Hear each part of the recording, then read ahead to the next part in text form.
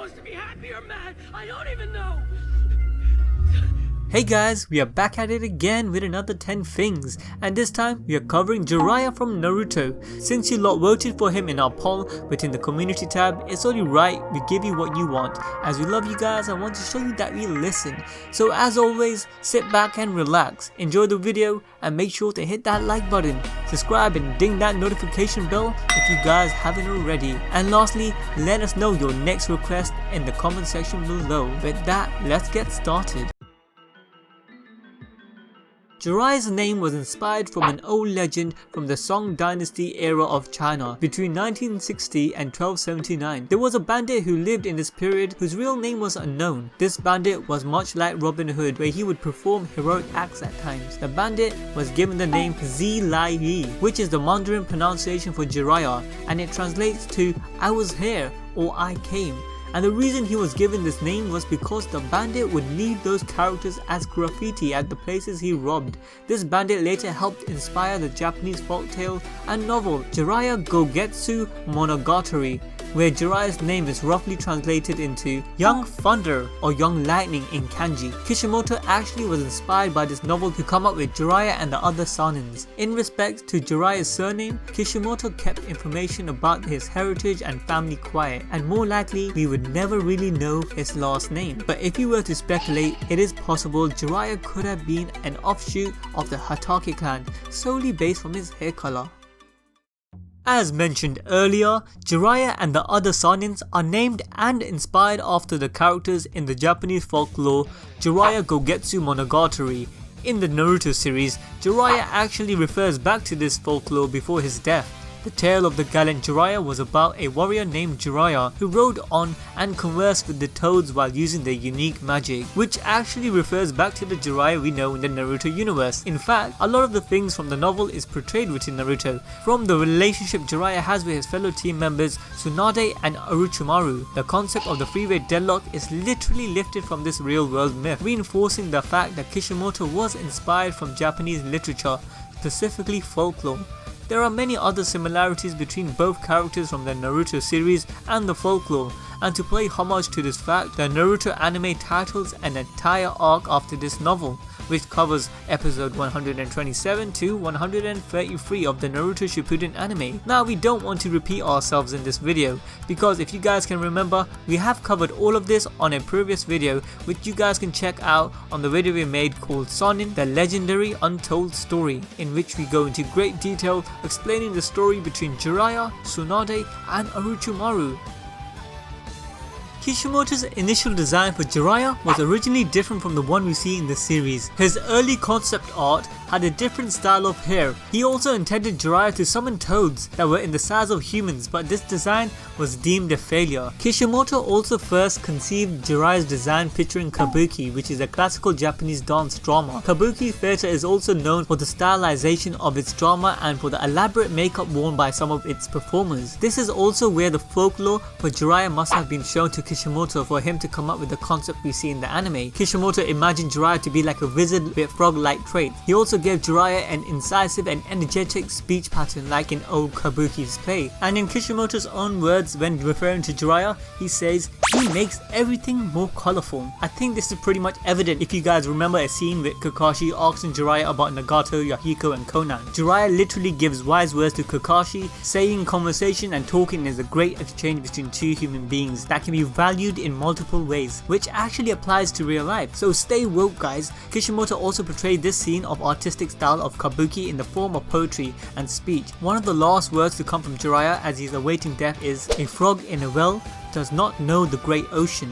This quote comes from an Asian proverb which dates back to ancient China. The story of this proverb is fitting in accordance with the life Jiraiya led, as the proverb is a tale about a frog who's been trapped inside of a well his whole life. Since it's all he's ever known, the frog believes he's incredibly smart and wise. This illusion is shattered when one day another frog falls into the well. Peace and harmony was all Jiraiya wanted to accomplish in his life. The violence of the world sickened him. Dying at the hands of a former student of whom he saved as a child rocked his belief and ideals. The frog in the well was Jiraiya. This play on is pretty much Kabuki in a nutshell.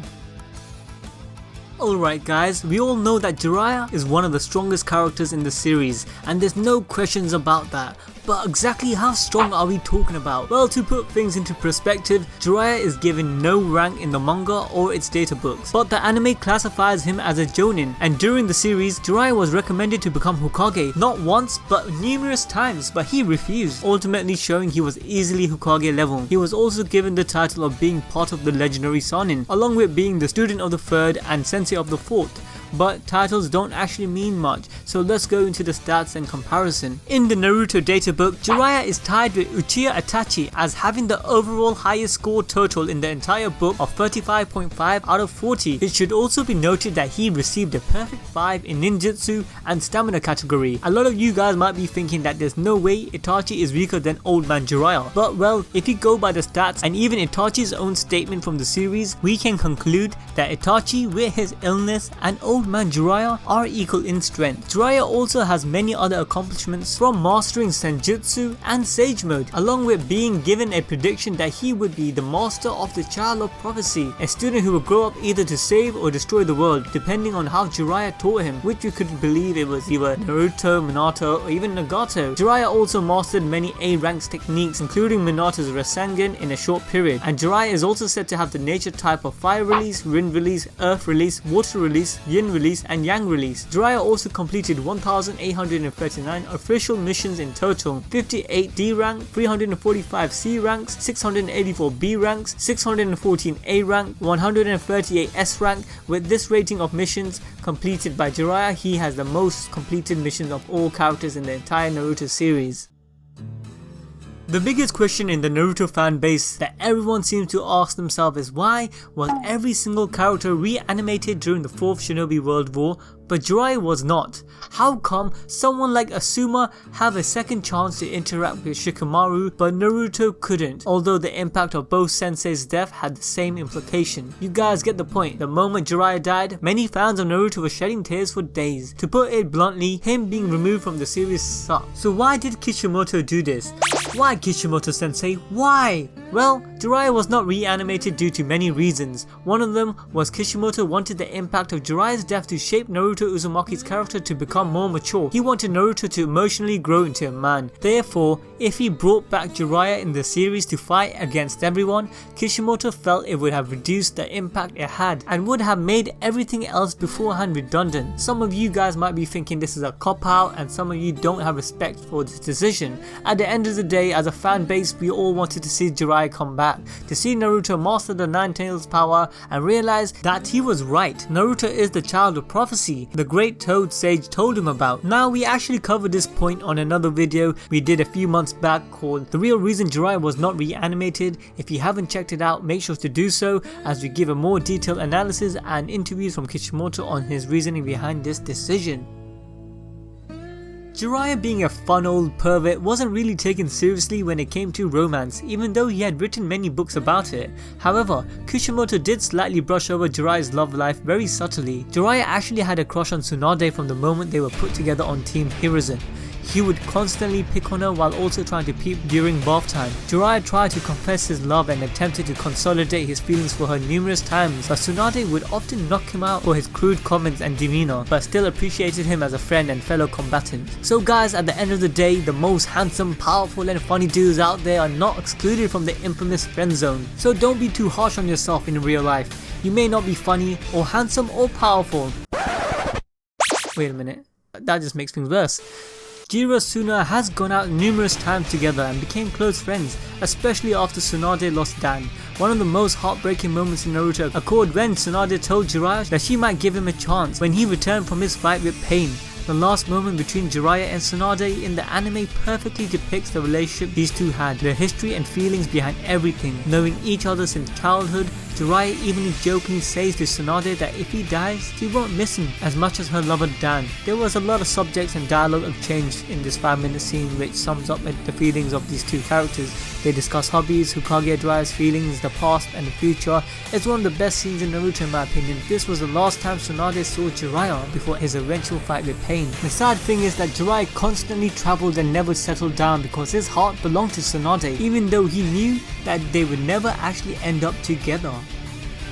One of the most enduring traits regarding Jiraiya was his personality. His deviant humor was accepted by Naruto fans, along with his nerdiness as an author of not so kid-friendly book. In the Naruto storyline, we all know Jiraiya wrote novels, and The Tale of the Utterly Gutsy Shinobi was Jiraiya's first book, which was written while he was training the army orphans. Unfortunately for Jiraiya, no one came to his book signing, and it didn't do well in sales. However, in real life, The Tale of the Utterly Gutsy Shinobi was turned into a manga novel and contained Jiraiya's signature, and funny enough made a lot of sales, which I'm sure would have made Jiraiya very happy. Also included with this collector's item is a map of the book's world and a picture of him, Minato Namikaze and Kushina Uzumaki. This real life Naruto offshoot manga was written by Akira Higashiyama and illustrated by Kishimoto himself. Another cool fact about this book is that the first animal path was a shinobi that Jiraiya had fought during some times in his younger days. The corpse of this shinobi would be discovered by Nagato many years later and be converted into the first animal path. It's noted that in the Naruto data books that Jiraiya's fight with this mysterious shinobi might have been inspired for the evil ninja in his book The Tale of the Utterly Gutsy Shinobi. This reference is also noted in the anime. Great books often find inspiration from real life events, and that seemed to be the case with Jiraiya. But to go full circle, the lead protagonist of his story, whom he named Naruto, would also be the name given to his godson because Minato Namikaze enjoyed the character so much, and after the death of Jiraiya, Naruto leaves a copy of this book by his tombstone. Quite poetic if you ask me. For the Japanese dub, Jiraiya is voiced by Hochu Otsuka, the same voice for Zhang Taiyan from Fist of the Blue Sky, Sato from Ajin, Joji from Samurai Champloo, and Nabuto from Gintama, along with many other awesome characters. A fun fact about Otsuka is that he won Best Supporting Actor for the 11th Seiyu Award in 2017 for his role in playing Sato from Ajin. And for the English dub, Jiraiya is voiced by David Lodge, who is known best for his roles in Power Rangers, voicing both Willa Max in Lost Galaxy and Loki in Lightspeed Rescue. He has also voiced Tender Heart Bear from Care Bears, but you guys would more likely remember his voice for Zaraki Kampachi from Bleach. Another cool thing is that Lodge was the voice for the narrator in the last Naruto movie.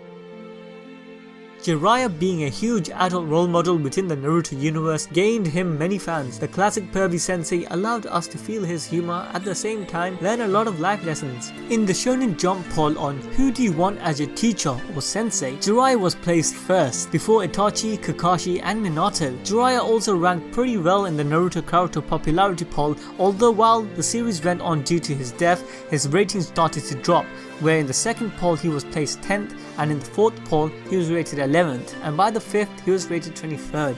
However, he's still loved and liked by many people. And to top it off, at the 2015 New York Comic Con, Kishimoto actually stated that Jiraiya was his favourite character after Naruto. One of the reasons he loves Jiraiya so much is because his character provided a generational bridge between the current world of Naruto and the previous one. The creator of Naruto even goes on to say that a story through the eyes of Jiraiya would make a great manga story, and he may do it if the opportunity and time ever presented itself. The reasons why Kishimoto would want to do a spin-off with Jiraiya is because, in his own words, Jiraiya is very bright, not so much arrogant but overconfident, lustrous and very skilled. But there was a time when he was still young, when he didn't really know much and he was kind of dumb too, so it'd be interesting to show that contrast. Also, Jiraiya grew up in a time when the jutsu that we know now in the current Naruto worldview had not been refined or even developed in some cases, so I think it would be fun to show that gap. So yeah, let's all pray that Kishimoto actually pulls this off one day. But for now, although there isn't any spin-off as of yet for Jiraiya, there are some fun references to him. In Boruto, Naruto's house has many Easter eggs in the remembrance to Jiraiya. One of them can be seen in episode 40, in which the clock is a throwback to the costume Jiraiya wore in the Hidden Rain Village.